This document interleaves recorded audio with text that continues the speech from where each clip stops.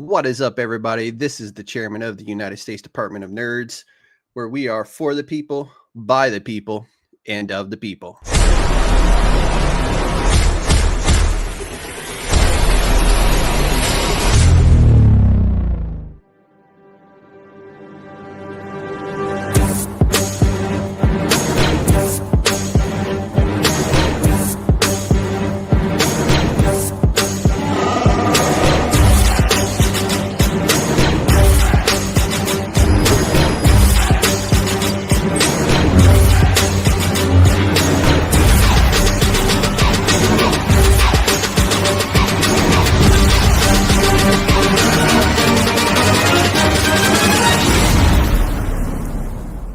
It's a trap!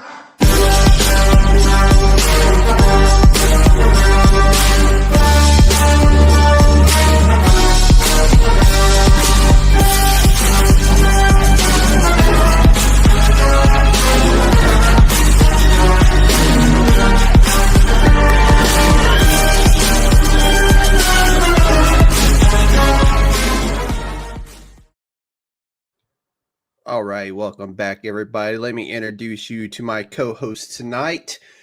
I have from the Pop Break and the Socially Distanced Podcast, Ben Murchison. Welcome back, my friend. What's going on, man? Thanks for having me back. Hey, anytime. You are more than welcome, my friend. I was just telling you, I'll come back just for that intro song. That's all we need. Dude, that I can't tell everybody. That's probably my favorite thing about it. So like I said, you are from the Socially Distanced Podcast. What are you working on over there right now currently? Man, I've been busy, but unfortunately with work and not any of the fun stuff, so I haven't gotten a chance to really dig into too much. Written a few like small things that I'm probably going to try to publish as part of like an end of year article. But as of right now, the only show that I'm like really looking forward to that I know I'm going to write and I'm going to make sure I make the time to write it is the Dexter prequel series, and that's yes. That's because I'm everybody on the Pop Break and Socially Distance knows I'm obsessed with Sarah Michelle Gellar. So anything she's in, I'm immediately going to do the write up on. Yes. I just seen she was coming to a con here. Yeah, she's at San Diego, I think. Yeah, she was just in Brazil. Yeah. And then I think she was just in Ohio too, as well at the GalaxyCon there, I believe, is where I had seen her just recently. I need to research and figure out what con I need to go to if she's still doing press, because I would definitely fly just about anywhere. Yes. But yeah, Black in the house. Appreciate you coming through, bro. What's up? So as always, we'll jump into a little cold opening before we do the deep dive into Cobra Kai tonight. And we were talking some fantasy football beforehand, and you had 6 fantasy teams currently going on. 6. Well, how are you managing 6 teams? Unfortunately, I'm only managing 4 now because 2 of them got eliminated from playoffs. And sadly, I had some rough last weeks of the season.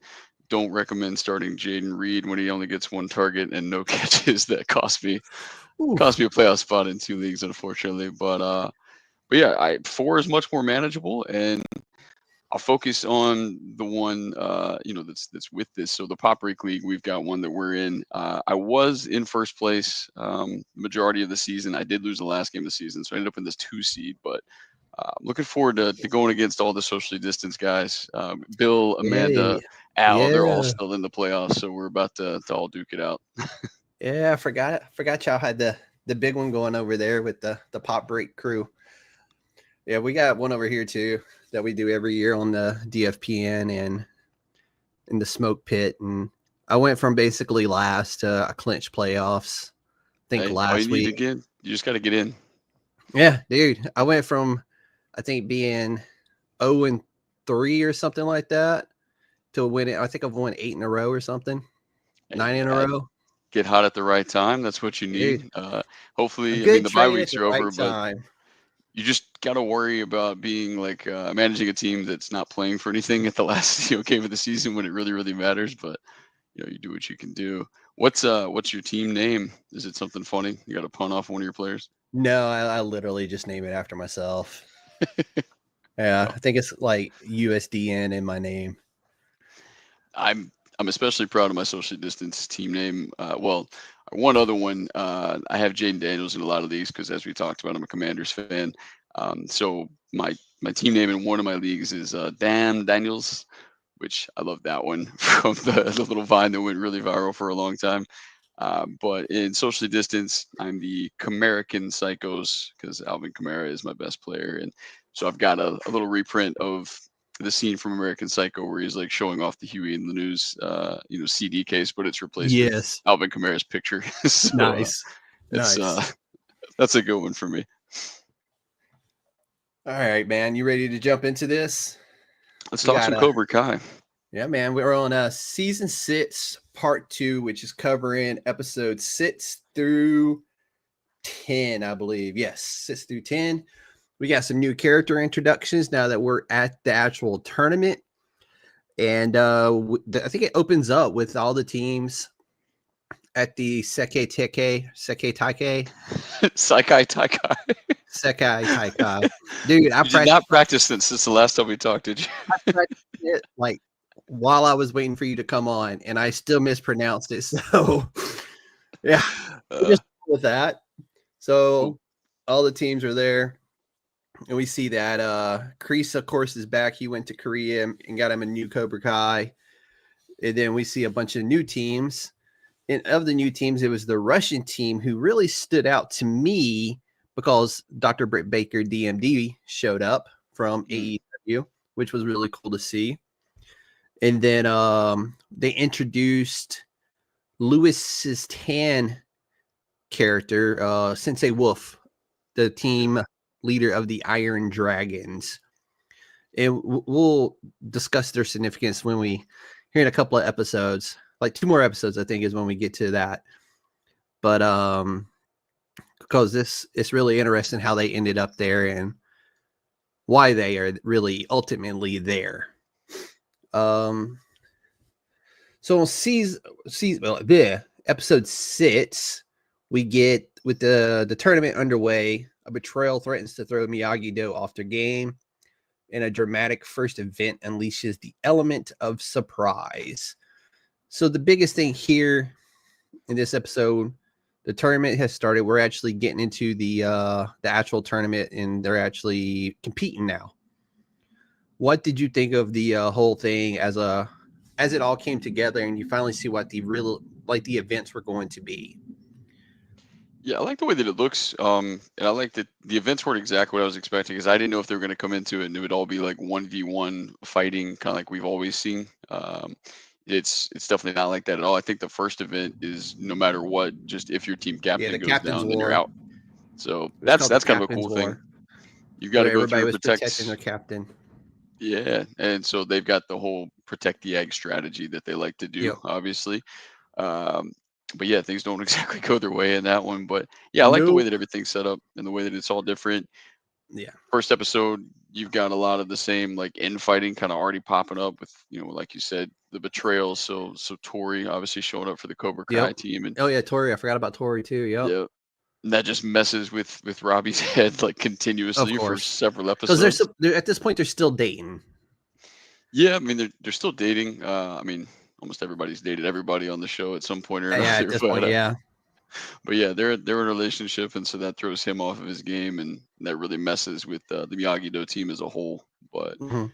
yeah, fun events, and it was interesting, like you said too, for them to bring on the Iron Dragons because we kind of come into it thinking like all the other teams are just fodder or whatever, like they don't matter. It's just going to come Yeah, down to because yeah. that's what you're used to, right? With this, and we're getting these really strong teams, and not just the Iron Dragons, but like the Russian team and the Irish Irish. team, I who are think they always just up got a for bunch a of kids out of a bar and told them, "Hey, we're gonna yeah, go." dude. That's exactly what I felt like. Like, hey, we're gonna fly, these kids from Ireland over, give them a couple of pints, and Yeah, put them in some karate gis and let them go.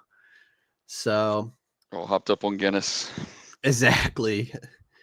But so as we begin this tournament, we get through the first tournament day of the tournament. And then it's kind of like they separate the kids. The kids go out and they kind of do a little tour of the town. And then the adults are kind of there meeting with sponsors and that kind of stuff, because this is a big opportunity for each of the dojos there to get scholarship, or not, well, yeah, scholarship money and just money in general from their dojos. And this whole time, Johnny and Daniel, of course, are button heads, because Daniel's always worried that Johnny's going to be the one that messes things up for him. But it was not Johnny this time. Yeah. Chosen comes back from Japan after, he's all gung-ho, ready to, meet his girl and confess his love to her. And some other guy comes to the door. So naturally that Rhett's Chosen, and he flies back to Barcelona and shows up shit-faced. Very much so. Just screaming the Miyagi-Do name. And so I'm at this point, Daniel's just like, well, shit, here I am talking to Johnny about this. And Chosen comes through and shit-faced, hammered, and throwing flower vases everywhere. Yeah, you would, as you would expect, you would think Johnny would be the one to wreck it, and he kind of, isn't necessarily putting his best foot forward, almost fighting Wolf over the last piece of steak, but yeah, much better comparison to Chosen, who's just a wreck. Yeah, he that was surprising that it was, of all people, Chosen, who's been like the number one like Miyagi-Do guy for the entire series so far since he made his appearance, and man, he's just shit-faced and upset over a girl, which is something that you would expect from one of the kids. You know what I'm saying? Right. Yeah, I mean, we've seen kind of throughout the show the adults are just as bad as the kids with all the infighting and just lack of maturity almost every single turn. They almost seemingly never make the right decision. But yeah, the Chosen thing's funny to me because my assumption, just based off the way he described the story, to the younger guy is like, a relative or something, or, whatever. Maybe she really wasn't trying to reject him. But he already sent like the drunk phone voicemail thing, and now he shows up. So he's Yeah. not exactly doing the right things, but we'll see how his whole, piece of it plays out later. I mean, oh yeah. Yeah. I don't think he's going to be hurting the rest of the show.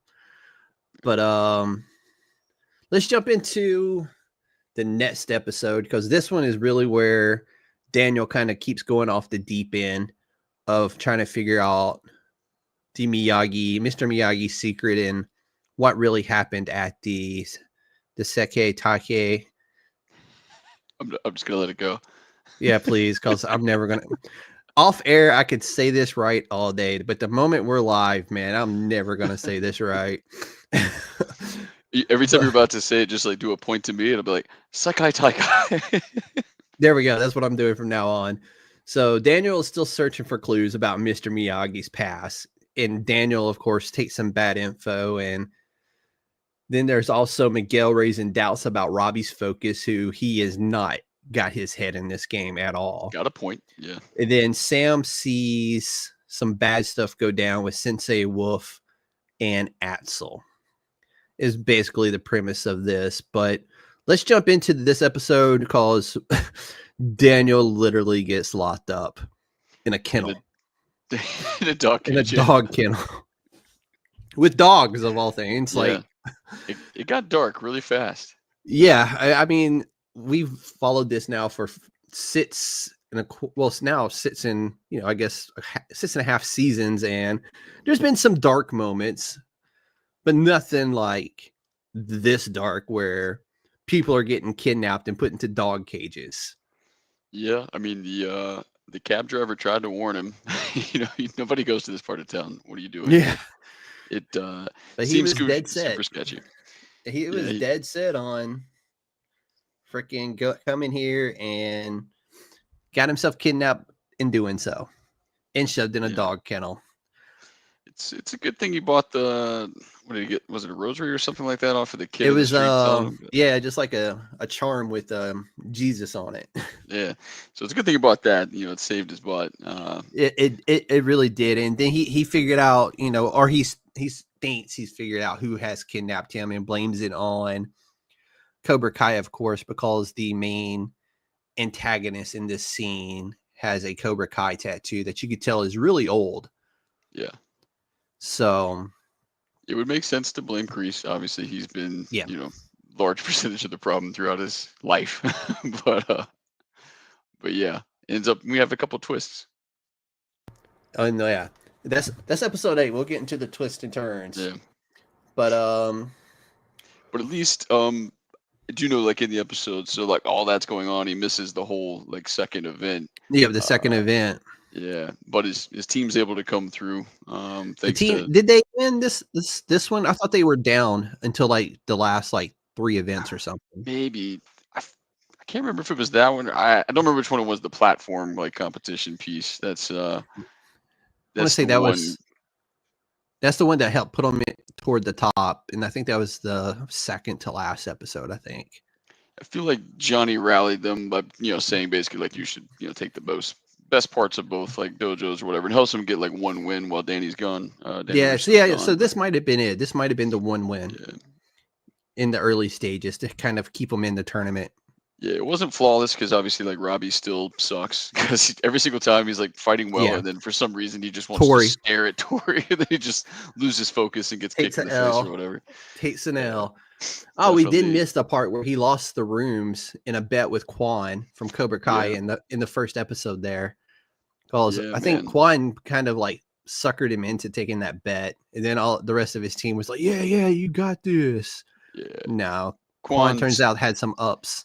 he's still the coolest, person there, in my opinion. Even with the new guys coming in, Quan's still the badass, and Oh yeah, Quan is the new Johnny in my opinion. yeah, At it this point, feels the only thing that was a little weird for me is like I wanted him to be like the biggest badass, and he still has like his moments or whatever. But when they have the Iron Dragons, like Axel seems like this just that machine dude's that a nobody can touch. freaking beast of a dude. So when you see him kind of take down Quan pretty easily, it's like, okay, I don't know what to think anymore. Like Quan's not even the biggest threat, but Exactly. yeah, And Assel's just manhandling Quan like he was a rag doll. nobody touches him. So even though he's basically mute, he barely talks, but he's just has a lot of like death stares and just like It's a weird dynamic with him, and I think in part 3, I think hopefully we get a little bit more of a dive into why he is that way. I mean, we see some of it in this episode because we do see Sensei Wolf in him training, and Sensei Wolf is just going to town on this poor guy. Yeah. So, and I mean, we still aren't like, I'm guessing these kids are 17, 18 years old. Yeah, I would imagine in the 18. show. Yeah. So, I mean, this is basically blood sport for teenagers. I mean, essentially, yeah. I mean, some of them are younger than that, I guess. What's the tournament's name? Taikai, but yeah, Bloodsport. It's blood sport for teenagers. Yeah, this is the Kumite people. Yeah, but yeah, I mean, it's kind of cool to see different people introduce this late in the game. But then I kind of almost wish that they had focused on just like the Cobra Kai and getting to see Quan more so. But yeah, because to be fair to everybody on this show, Zara, her name is Raina Vallandigham is her real name. She plays Zara Malik, and she is the badass of the show. She stole the show. This season, this part of the season belonged to her. It was her show. Yeah, she's obviously the best like girl fighter there, from what you can kind of see, and she's like a social media mogul. So yeah. Yeah, she's the stereotypical like mean girl kind of making like snide comments or whatever. But you knew Tori, if anybody was going to be the one to probably try to put her in her place when it came down to it. So yeah, she's fun to watch. So I mean, you get 3 cool characters to watch. It's just there's so many people on the show and so many kids, and like they have to kind of make up. We'll get to it too, but like they have to almost make up excuses to go back, to the hometown to kind of see some of these other characters and bring some of them back in. Because there's just too many people. Just way too many people. Yeah, it was it was cool that I didn't behind this tournament being like the tournament of tournament for these guys after the the hometown, whatever, the All Valley All tournament. Valleys, yeah. So it was kind of cool to see a different, like, hey, you win this, you also have this chance of going to this bigger tournament in Europe or wherever is hosting it, because you never know who's going to host it. But it was definitely interesting. And of course, in this episode, Daniel and Johnny are still butting heads over, Daniel basically missing the whole day. And Yeah, I mean he's obsessed with Miyagi, which you can kind of get, but at the same I time too, mean, he, as an adult, you should focus on the task at hand and not go running off and leaving your kids behind. But Mr. Miyagi was his childhood. That was basically his father figure growing up. So, I for sure, mean, I I would just understand it to some degree, but I'm like, dude, your kid is literally literally, yeah, the female captain for your team, and yeah. you just left her high and dry. Like, I hey, mean, I'll be back in an hour. tournament's only a couple days, right? I'm pretty sure you can go meet with this mysterious, person that you need to meet with and do some research after the I'm fact. like, dude, you live in sunny California, you own a car dealership, Yeah, you ain't hurting. You can stay a couple extra days in Europe if you want to. for sure. All right, dude, let's hit up episode 8, Snakes on a Plane. So we get the personal crisis shakes Miguel and Johnny. Chosen and a rival sensei team up to find your students, but discover something else instead. What do they discover? Oh, we're gonna get into that, buddy. Yeah. But so at this point, this is the 3rd episode, so we were due for a bad to happen, but we get 2 bads and a right. But so Miguel's mom and Johnny's girlfriend, same people, by the way. What's her name? Carmen. Yeah. Carmen is currently preggers with Johnny's baby, and they get a message saying, hey, your mom's in the hospital, you need to get home because there's something with the baby. So immediately Miguel and Johnny are boom on a plane gone, and now they have to replace Miguel. So they reach out to no, really not. It took some convincing to get Kenny yeah, on the plane. I mean, it took Daniel's wife and her son both going to visit him and getting him to fly to Spain and join in the tournament. And of course, Kenny, which I don't blame him. I've been like, no, you're on your own after I shit myself in the in the finale of part 1, or not the finale, but I think it was first like the part of 4th 6 episode or something. Yeah. Yeah. And I'm just like, he's like, no. So, what's her name? What's his wife's name? Amanda. And his son's name is Anthony. Yep. Yeah. They go to his house and convince him. He's and Anthony, in all of his infinite wisdom, is like, hey, dude, what do I gotta do? Shit myself? Okay, cool. Yeah, a weird move considering he wasn't even the person responsible. Exactly. But Kenny wasn't going to hear that, man. Kenny was like, no, dude, you caused me to shit myself. It's your fault. And then, of course, his mom's like, oh, you've been bullying people? That's that ass when we get home. Yeah. I mean, it brings about, like, obviously we know, like, Devin was the one that was actually responsible for it. So she's, at the same time, like, built up with all this guilt, like, while she's at the tournament. Yeah. And she's not performing well. And so I think in her mind, she's like, yeah, I wasn't ready to actually be a part of this tournament. I took somebody's spot that should have been here. So she's feeling bad.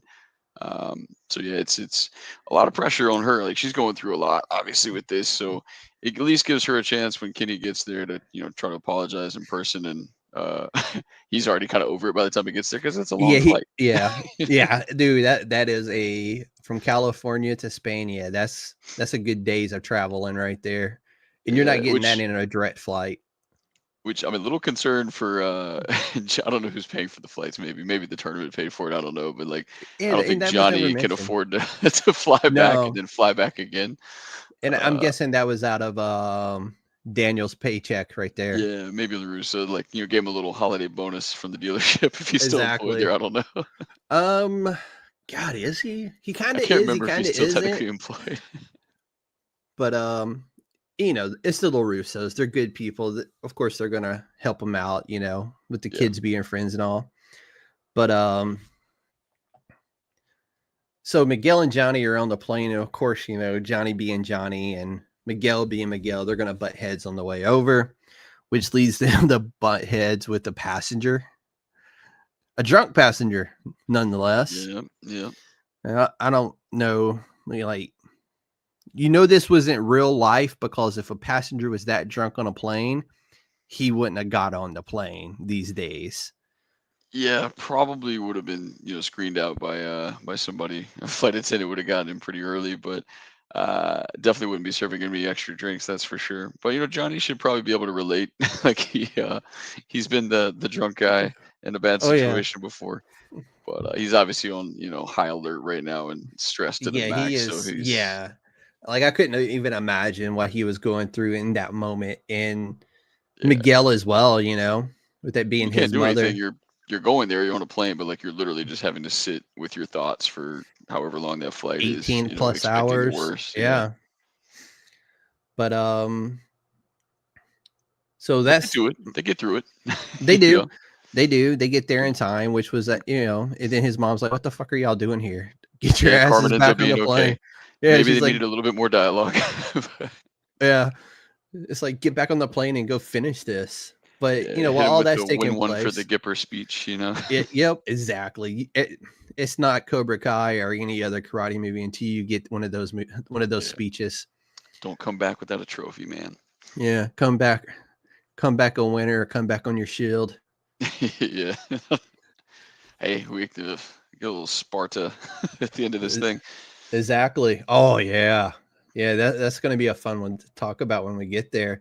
So let's talk about Chosen and what's her name? Kim, I think. Pretty Is sure it it's Kim. Kim? Yeah, Master Kim. Yep, Kim Dae-yoon, There we go. who is played by Alicia Hannah Kim, who is actually really a Korean actress. Yeah, I really like her. I do too. She doesn't show up in a lot of stuff, but when she does show up, it's like immediate impact. Yeah, and she's not like, I mean, she's been on the show for a while.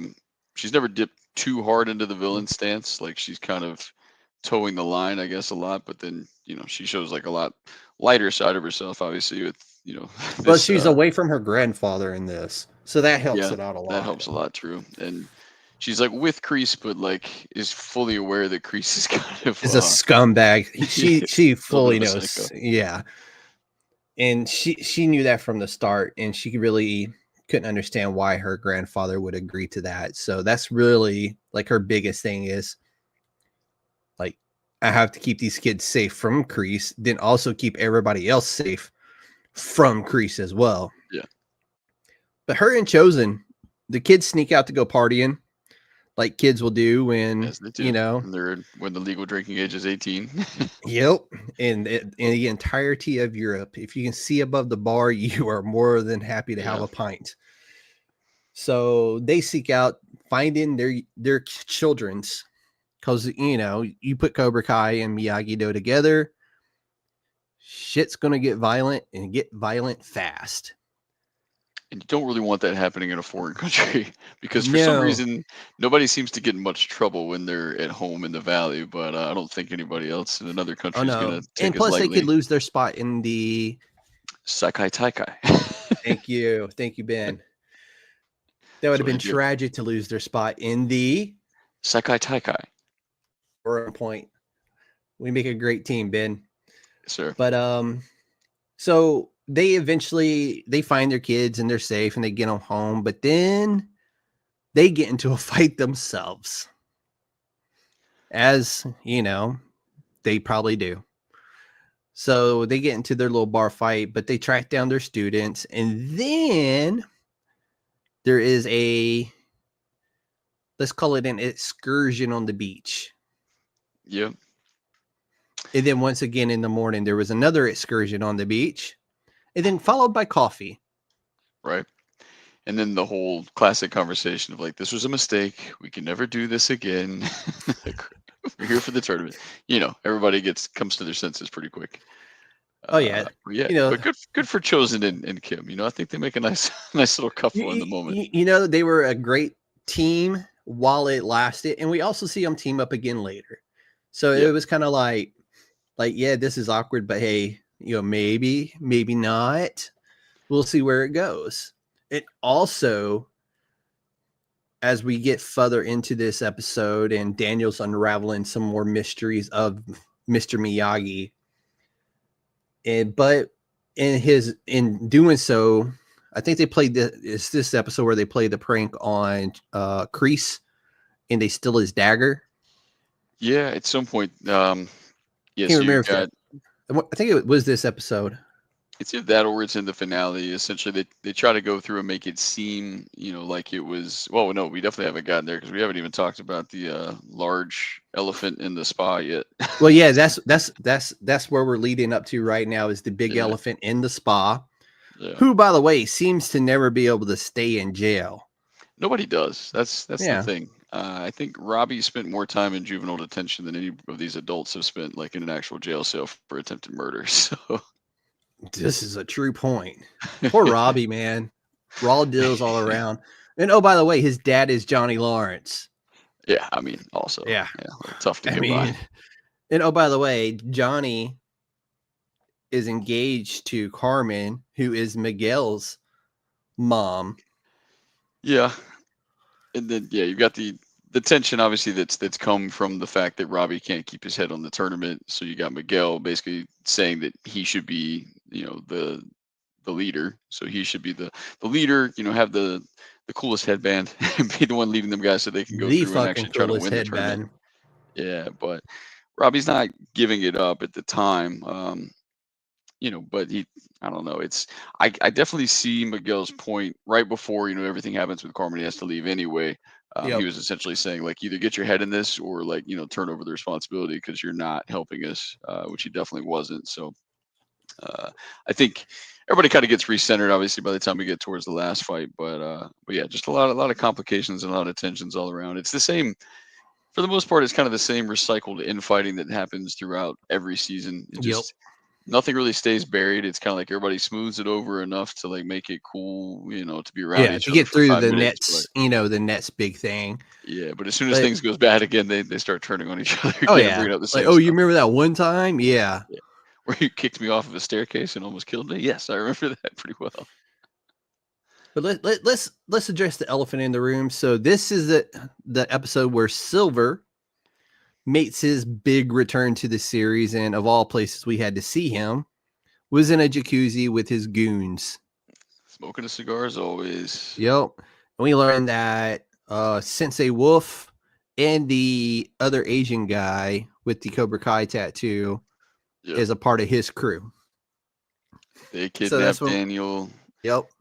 They're behind kind of everything at this point. Everything that's bad that's happened up until this point has been Kreese and Kreese's master plan to ruin Miyagi-Do and Cobra Kai. Because he can't just let it lie, and nor can he stay in jail. Yeah, Silver's obviously against Kreese, and he's against Daniel, and he's against Johnny. He's just against everybody. It's kind of, in his mind, sort of destroyed his life to an extent, but yeah, nothing to lose. Definitely a dangerous guy. Still has means, has money to go through, and he was able to get, I think, what was it? Iron Dragons is why he bought that dojo. Yeah, he bought the dojo because was it Marco's the what's the trainer, or not the trainer, the Sensei Wolf. Sensei Wolf. So yeah, he essentially had lost his dojo, so he offered basically, go embarrass these kids at this tournament, and I'll give you your dojo back. So struck up a deal with them. Couldn't have two nicer people joining forces. Yeah, exactly. I mean, he is Scorpion's grandson, great grandson after all. This is true. Yeah. All right, that's my Mortal Kombat reference. I won't do it again. I had to get it in there somewhere, and that was a good spot, I thought. I like him in that. Yeah. I like. Yeah, he's actually good. He was in another show. I'll have to look it up. It was on like Netflix, I think. They had like 2 or 3 seasons, or maybe it was movies even. He's in something else essentially that I have to look it up. That's because the first thing I ever seen him in was the Mortal Kombat movie. Yeah, I think that was where I saw him first too. But Oh, what was it? I'm gonna pull it up right now because I got IMDb, and IMDb is awesome. Wu Assassins. So he's Okay, in that. yeah, I did see Yeah, that. yeah. So those there's like a series, and then the movies I think too. So yeah, that was fun. Yeah, that was actually pretty good. Like it was better than it should have been. Right. Yeah. But All right. yeah, a lot of bad guys working together, and now it's kind of turns everything on its head again because you've got now Kreese is reeling a little bit because he was supposed to be the biggest asshole in the room, and now he's not even And like now he's not even like the he's biggest one, he's period. barely relevant at this point. Exactly. Now it's like, okay, are we going to get a team up with Cobra Kai and Miyagi-Do to take down Kreese once and for all, or what are we going to get here? Because that's Yeah. how it feels for a moment there, where Kreese and Daniel are both like, "What in the hell?" Yeah. But I will. It was Stingray's fault that Silver didn't spend a day in jail. Yeah. Look at old Stingray. Good old Stingray, who I think we Can't, see briefly in the. No, that was uh, toward the end of. it was the first part. It was the very first episode, I think, of Yeah, part 6. Essentially, when he he's had the like fake Cobra Kai in the he's woods. training Cobra Kai with a bunch of like 7-year-olds in the woods. Yeah. So let's jump into episode 9, Blood In, Blood Out. And this is basically the elimination round of the tournament and who will actually go home, Miyagi-Do or Cobra Kai. And then we finally learn the truth that kind of like puts Daniel in a bad spot, essentially. Yeah. Because he I think he knew, but he didn't know the real extent of kind of what happened with Mr. Miyagi in the tournament. So let's jump into this one, man. So in this episode, this episode actually is where we learned about how Silver got out of jail and how he met Sensei Wolf. Yeah. And how he bought the dojo, and the biggest thing was just crushing Miyagi-Do and Cobra Kai. And this is when Silver was meeting with his lawyer, who said the only reason this is where we learned it was Stingray's fault that Silver isn't in jail no more. Essentially, I think what happened, if I remember right, is Silver paid off Stingray. And that's how he ended up. Or Stingray was just not a reliable source. Yeah, might not have been a credible witness. Yeah, credible witness. Yes, because I mean, like, dude, you're fighting with teenagers, dude. Where do you like? Can't imagine. But so this was when the tag team tournament with and where Cobra Kai gets knocked out of the tournament I think it was toward the end of the episode. Yeah. Another cool format for it really tournament. was. Yeah. And then there was, I think it was in episode 8 or no, it was the one previous. It was 7, where it was the balancing beam, where they were balanced on the. They just couldn't fall off the beam. Yeah, I thought that was a really cool one too. Yeah, the platform might have been my favorite just because elevated, and essentially, I think you're 2v2, and then when somebody gets knocked off, somebody else can kind of go up and rejoin and start the fight. It started out as a 2v2. Yeah, that was in episode 10, I believe it was. Yeah. But so Cobra Kai gets eliminated, and we're thinking, all right, cool. Miyagi-Do is still in the tournament.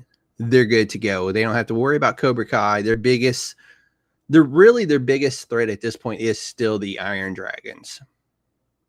Yeah, everybody's biggest threat because they're not losing at all. No, there's no way. I mean, they got the best male-female fighter, period, in the tournament. And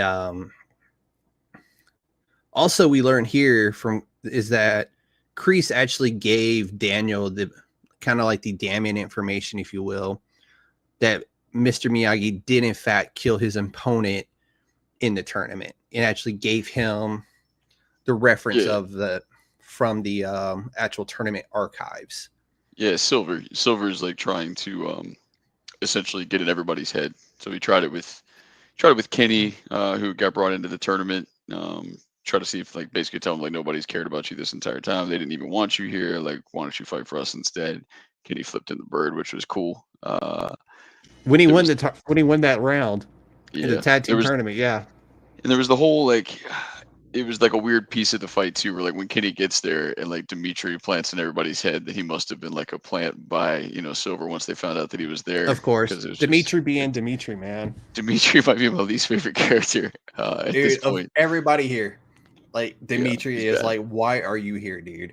Yeah, probably. He's obviously one of the lesser fighters of the group there. Yeah, and then just almost messes things up. But luckily, Robbie didn't listen to him and was able to go through and help them get Cobra Kai eliminated, thanks to Kenny coming through in the clutch and fighting Definitely came well. through in the clutch. Yeah, but you're right.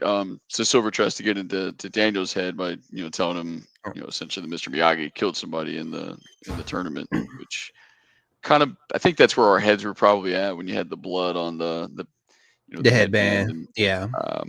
you kind of maybe thought that it was going to go that way, especially after like the weird dream that Daniel had. Where Yeah, he's like, that's the lead in of episode 10, I believe. yeah, But yeah, Daniel does go to Gunter, who is the head of the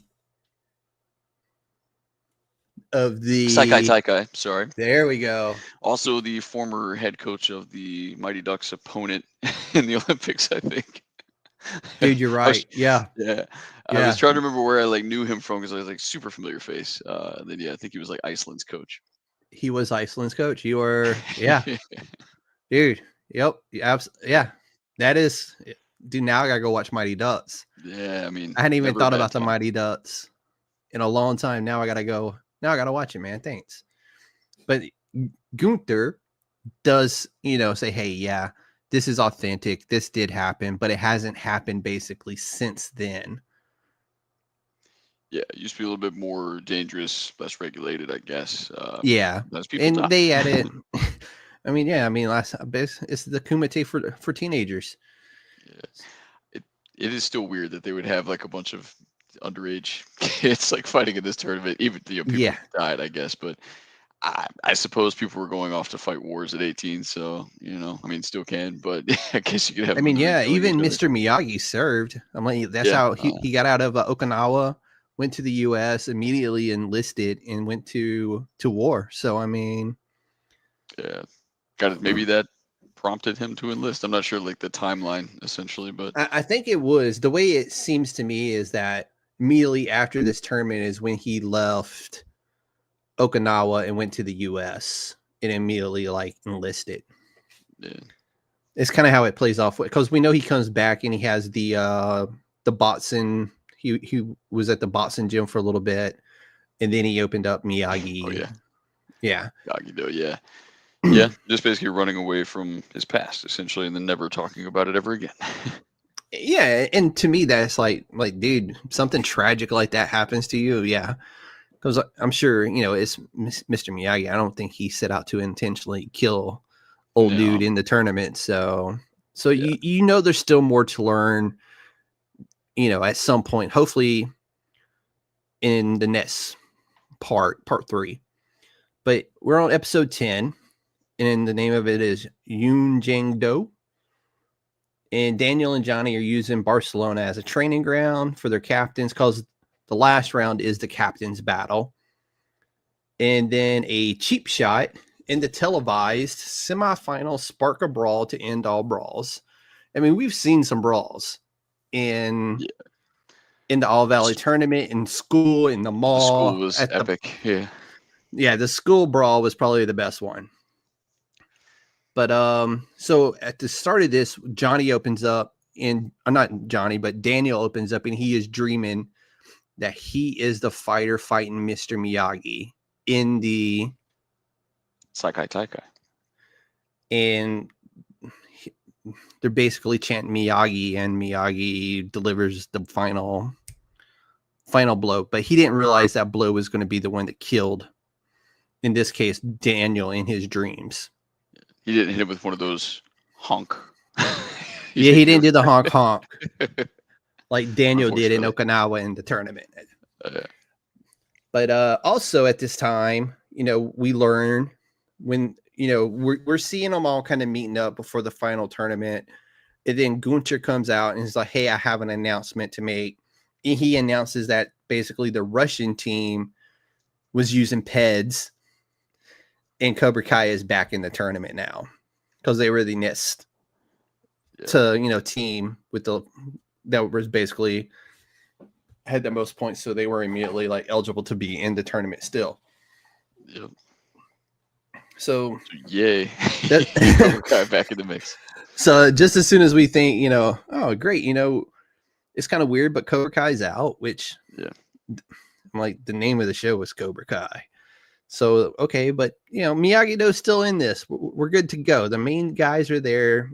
Johnny and Daniel are still in this. There's still a chance that Miyagi-Do can pull this out. But no, those pesky Russians and their doping scandals. So, which is funny because you have Dr. Britt Baker, DMD, who, by the way, is a real dentist, involved in a PED scandal. Well, and I mean performance enhancing drugs, y'all, not the other thing. So, naturally, those coaches are going to be pissed, like, oh, no, we're not. We're not doping. We're not doing this and that. But they were very pissed. Yeah, either way, they're duns. They're dunsy. So now we move into the captain's tournament. And the captains basically battle it out until there's a winner. Yeah. I can't remember if it was I think it was like a true on bracket style where these captains face these captains, and these captains in the final four type of deal. Yeah, I think that's the idea. And of course, unfortunately for Robbie, he draws basically the Khal Drogo of this thing. Gets Axel in the first round. So. Yes, of the Iron Dragons, man. He basically gets it's definitely a rocky story with this one because he was like double the size of him. Yeah. And we should mention, I guess, in the context too, as this is going on, like we've got a little bit of Axel's backstory from essentially Sam, like seeing him get essentially beat on by his sensei, but then he kind of immediately develops a crush, for Sam because she shows like any interest in him whatsoever, like shows a little empathy. Yeah, I mean, she did feel sympathy and empathy toward him because she had seen, essentially what he was Sensei Wolf, beating on him.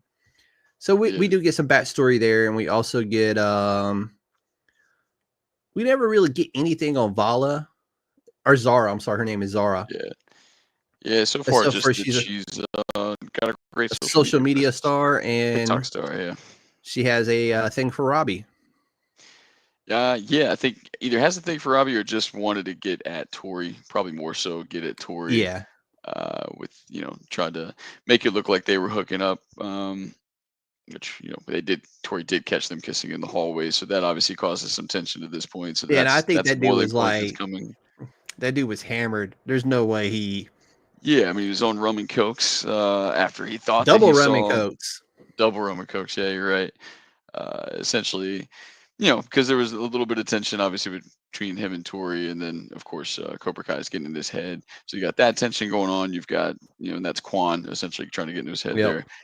And then you've got the tension going on because Axel essentially has a thing for Sam, and then it's not until like right at the end there that Miguel even finds out that whole thing happens. So he's like, "The hell did this come from? And why is he looking at me weird?"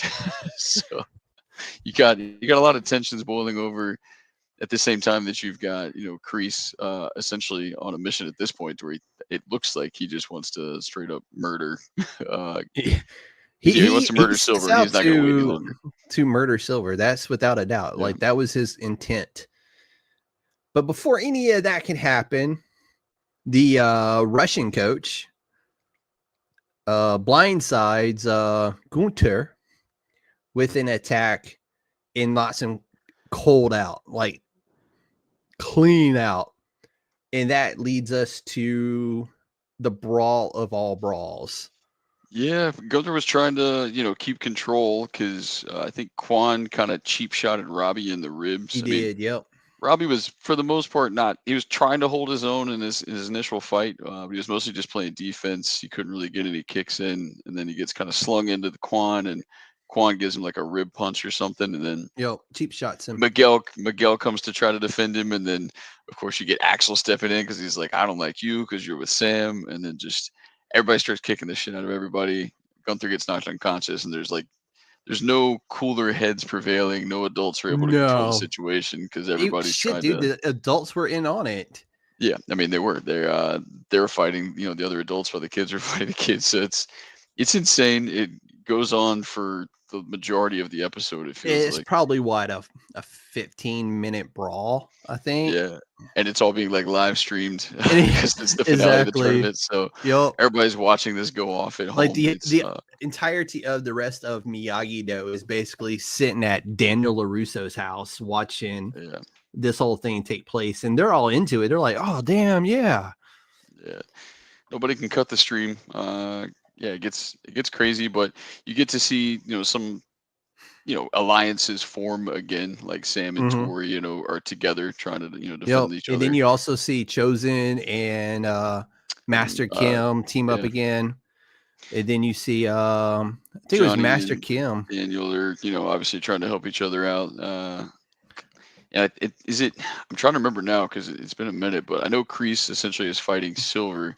So Kreese is actually, no, Johnny left Daniel and tracked down Silver because Silver's already at this point kind of beat Kreese, and the dagger is now because Kreese had the dagger, and the dagger has been knocked out, and it's rolled into the tournament area where everybody else is basically brawling. Yeah, not good to have a weapon on the floor amongst a bunch of hot-headed teenagers. No, and they've proven hot-headed. I mean, the Irish were the first ones. As soon as Gunther went down, the Irish were like, we just finished a pint. It's time to brawl. A lot of stereotypes coming into play here, but yeah, of course, it's the Irish. They're the first ones to just like say, fuck it. Yeah, I'd love to fight. Yeah. I mean, they were looking for a fight, and everybody was pissed that they got eliminated. Like, I don't know why they had the teams that had already been like beaten, like even there. Yeah, I shouldn't have been around anymore. Like, why were they even still there? I thought because like Cobra Kai was getting ready, they had their luggage, like they were getting ready to leave. Yeah. But then you see, like, we're in the finals in the captain's battle, and it's like everybody's there. Like, what are y'all doing there? I guess all the other teams were like allowed to still be there, but you probably don't want to have them just circling around the mats. Like, you're just looking for something bad to happen. So, that's exactly what goes down. I think that'll be a new rule in the next year's. Stay in the stands. We need like some plexiglass in between you and the actual. Exactly. But so this fight, I mean, it was literally the majority of the episode, and we do see Johnny finally get his hands on Silver, and the entire time, I mean, the kids are brawling. I think Quan turns his attention to Axel. At this point, Axel and Quan are kind of going at it, and they're fighting. And as we had mentioned earlier, the dagger did roll into the tournament area, and Axel had thrown Quan, I believe. Yeah, I think he threw Quan. Basically, he got knocked down. I remember Quan got knocked to the floor right next to the camera. So his face is like right in the camera that everybody's watching, and you can just see in his eyes, he gets, pissed off. He's overwhelmed. He was humiliated, dude. Like he's humiliated.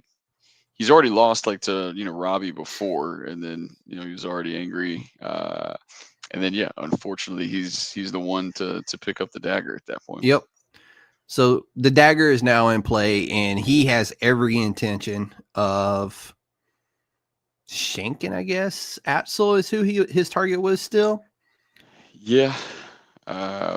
Essentially like goes at him, and they're fighting, and it's kind of that classic thing where you see Daniel is trying to, like, he sees what's happening, so he's trying to get over there, but can't get everybody out of his way fast enough. It wasn't just Daniel. It seemed like there was other people who were trying to get there as well, but Daniel, I think, was the main one, because I thought it was going to end up being Daniel. Yeah. Oh, you thought Daniel was going to be the one to get stabbed? Yeah, I mean, like, at this point, like, Daniel's head has not been completely focused and in the game, period.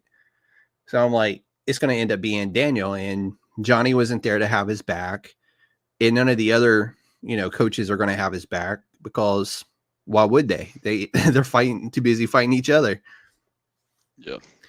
But Axel does end up, I want to say it was like a fucking round kick or some shit when Quan jumped to hit him. Yeah, so as they kind of collide, like you just hear like kind of a scream, and you're not really sure like who got stabbed or essentially like what happened exactly. But then of course you see the camera, Quan. of course, goes right to it, and Yeah. he's laying down on his face, on his stomach, and you can't see the dagger, but you can see his hand is underneath him. So you're like, oh damn, did tell from he land on reactions. this, or because at that point you really didn't know, like, did he drop it? Did something else happen? Did Axel just happen to kick him so hard it knocked him out? You really don't know until you see the pool of blood, and Johnny, of course, is not Johnny. I'm sorry. Daniel. Yeah. Is kind of like, oh shit. And then finally at this point, Gunter is back up. He's conscious. He's yelling from the cut the feed for like, 5 minutes, I guess. But he did get his revenge on the Russian coach. Yeah. He did return the favor. So, yeah, but we did lose Quan in the tournament. Yeah. And this is the first one since, I think, the guy that Miyagi accidentally killed. Yeah, I mean, that's kind of the tragedy. That's how they made it like, seem. Like it hasn't happened, it doesn't happen anymore. It used to be different, but then of course in this one, we lose somebody, which is, I think, as much violence as kind of the show's had, and like there's been some absurd fights and people always end up in the hospital and whatnot. Like nobody's actually lost their life before. So this is, definitely like a tragedy. Quan got kind of molded a little bit, or a lot of it by Kreese. Kreese put it into his head, man. He manipulated him a lot. So like, I'm sure Quan had some redeeming qualities, misunderstood like everybody else, could have come around. But he was the male version of Tori. Yeah. I think so too. He just had like a hot-headed moment, lost his cool, was making a bad decision, and unfortunately pays for it with, we will assume his life. I mean, I guess, nobody seemed rushing over to try to help him, but I mean, that could have been the dramatic piece. And it does, the show does, like, that was it. It was that moment. Cut the feed out. Yeah. All the kids that are still in California at the LaRusso house are all kind of like stunned, but then it just cuts, and that's when the season comes to a close. And now we're, waiting for part 3 to come out to go, okay, is he still alive? Is he alive? Were they able to save him? Because, I mean, they didn't quite, I don't think they really showed it penetrating him. He was just kind of laying there. Nobody was really rushing over to help. They were kind of just Daniel was trying to get there. That was the last thing we really seen, was Daniel trying to prevent this from happening. Yeah.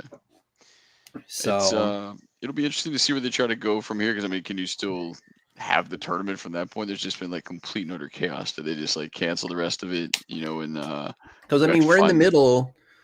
Were we in the finals? It's the finals. It's the captain's battle. Yeah, but it was the very first fight of the captain's battle. So that's right. A lot of it to go. Yeah, so it's we still got the men's and women's captain's battle. So okay, yeah, I couldn't like the show come out November 15th, I think it was the release, and I know I was trying to like get us all together to do it like the week or two after, and we were all just like swamped with everything. Yeah, which is where Rob is tonight. Yeah, Rob was trying to complete a move in the middle of all this as well. So he's like, dude, I'm still trying to get settled. I'm just like, dude, it's all good, man. We'll get you next time, man. Yeah. So hopefully by the time part 3 rolls around, which is rumored for February 2025. Of course, Netflix has pulled that information off their website and off of Netflix as well. They were just like, oh no, we were just kidding. It's not going to be February 2025. So yeah, see, they originally had February 13th as the first episode release. But yep. Who knows when they do it? And I know they've got the movie too that they're pushing probably after the conclusion. So yep, that was so We're probably concluding February, or it'll finish in March, I guess, 2025. The writers have promised no cliffhangers whatsoever. This is it. Yeah. They're done. And then we get Karate Kid Legends with Ralph Macchio, of course, and Jackie Chan. Now, that's scheduled May 30th of 2025. But I'm not sure of how much time between this ending and Karate Kid Legends happening. I don't know that time frame. Is it a year? Is it 3 years, 6 years? Because it would make sense if they're bringing Ralph Macchio into this as Daniel LaRusso, that his kids are no longer living at home and their own people. Because why would he be coaching another kid? You know what I'm saying? True. Yeah, and I don't think at least they haven't announced any other cast is going to be like included. It's kind of completely separate. But yeah, then that's in May, so it's not long after the show ends. But yeah, you could come up with any time frame you want for how much time. Yeah, you can say, oh, it's 6 years later or what have you. Which, I mean, they're already 18-ish or whatever for the most part. So, I mean, they're all. Yeah, I mean, the only other kid lives. that Daniel would have his son, who's in high school as well. But I think they skip it ahead where his son's out of school at this point. That's what would make sense. But let's jump into final shots and thoughts. Ben, what's your final thoughts on Cobra Kai, bro? I mean, it stayed true to like kind of its tone the entire way through. It's it's absurd what these kids get away with, and like the violent fights that they have, and like just I guess, I mean, it's very real, I suppose, within young people, probably forever, just making immature choices and whatnot. It's just so much that all these kids happen to know karate, so it plays out more violently than most. But yeah, I mean, the tone's always been fun. You kind of just let the absurdity of it, roll off of you and just enjoy it and soak it up. And this last portion of it, that's been the perfect part about this, right? You just turn it off and just let these little delinquents do their thing, man. Yeah, I mean, and it has been very much that throwback that you wanted. Yeah, I think, I mean, it's evolved a lot, I think, from the first season, when it was like YouTube still technically. First Probably two seasons for YouTube, lower budget, like smaller number of cast members and whatnot. It just kind of gradually got bigger and bigger as it went along. But yeah, I mean, we've talked about it. The adults are just as immature as the kids. Everybody's got the same, feuds coming back all the time. None of these villains can ever find themselves in jail for very long. So nope. It's exactly what it's always been, and it's always been fun. So I'm happy, with what we got with this past, part, and I'm excited to see what they do with part 3 to wrap it up. Do they stay? Yeah. Do they stay there? Do they have the tournament, or does that get called off? And it's just like, we got to go back to our roots, back to the All Valley tournament again for Cobra Kai and Miyagi-Do to square off one last time. We're like, where do we take it from here? So, no, it's going to be definitely interesting to see what happens when part 3 rolls out. But again, like I said, the writers have said, this is it. We're done. And I've never known Netflix to do anything for a season 7. So this is the first show that I can think of off the top of my head that got a season 6, or the first one to get a part 5 for that matter, season 5. Yeah, I mean, it's super long running, and it's it's at least like remained quality the whole time, and they don't have like an insane amount of time in between the seasons coming out to forget everything that's going on. Luckily, it's not like a Stranger Things situation or whatever, where I can't even recall what happened last on that one. But I'm literally gonna have to watch it over from season 1 when the last season drops, just to even have a thought and be up to what's going on in Stranger Things anymore, because it's been so long. Which is sad. Yeah. Like, if it would have kept at the pace like Cobra Kai did, it would have been perfect. Yeah, then you don't have like the teenagers aging out like entirely. Like some of the, like Kenny was the only funny one because he went from being like literally looking like a small kid to all of a sudden he was like he was bigger than a lot of the other kids. But yeah. But yeah, most of them at least like stayed looking about the same age, so it wasn't like a huge deal. It's not like they're 30 and married with children now, like on Stranger Things. Yeah, I mean that's the problem when you film stories with kids, man. They get old fast. They grow tall fast. Like literally every single one of them, except for that one kid on Stranger Things who still looks like a kid. But for the most part, like the girl who plays 11 is married. and everything else now. And it's kind of like, when the hell? Like, she's still 11 to me, you know? Yeah. Well, they're in high school. But I mean, hey, we're going back to our roots because if you remember, like back, in the day, every teenage show was, 25-year-old actors like on 90210 or whatever going through it. So it's the same Dudes concept. had really. receded hairlines in high school, bro. Yeah, exactly. So we're just going back to our roots. Dude, I love it though. That's the good stuff right there. All right, Ben, what's coming up for you and where can people find you? Yeah, so I mean, social media, it's at BD Murkison, keeping it simple. On X and on Instagram. You can follow my adorable Star Wars named dog, TK42 Woof, also on Instagram. I love it.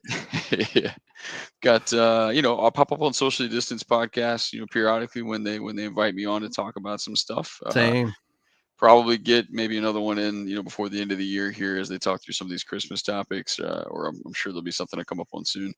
And yeah, like I said, I got to write about the Dexter, prequel series that's coming out later this month. Super excited about that one. That might be the first thing that I write. I've got some other stuff. I'm not sure if I'll have anything come out, but like I said, we've been watching a lot of football and I haven't had as much time for streaming some of these great shows that have been out. So I'm looking forward. Dude, and there's so many, and next 2025 opens up with a plethora of really good shows. It's ridiculous. It's overwhelming in a good way because whenever I have a lull, football season's going to end, in another month or two, and then I'm going to have nothing else to watch. So I'm going to go back. You get to go all the good stuff. And binge all the good stuff, man. That's exactly. What's up. But appreciate you, Ben. All right, everybody, for USDN, tune in this Saturday because we're going to take a long walk down the Witches Road at a special start time of 11:30 a.m. Eastern time. That's 10:30 Central. Also, tomorrow, I'll be releasing USDN Short, episode 11 for New Comic Book Day for the week of 11 December. I want to thank everybody for tuning in and watching. Say a big thank you to Ben, the Socially Distance, and the Pop Break. Special thank you goes out to DFPN as always for allowing me a platform to do what I do, and I appreciate and love them for it. As always, we appreciate your feedback. So tell us what you enjoyed or didn't enjoy or what we can do better over here at USDN. As always, please hit that like, subscribe, and share button. And on behalf of myself, Ben, and the Council of Nerds, this show is USDN approved.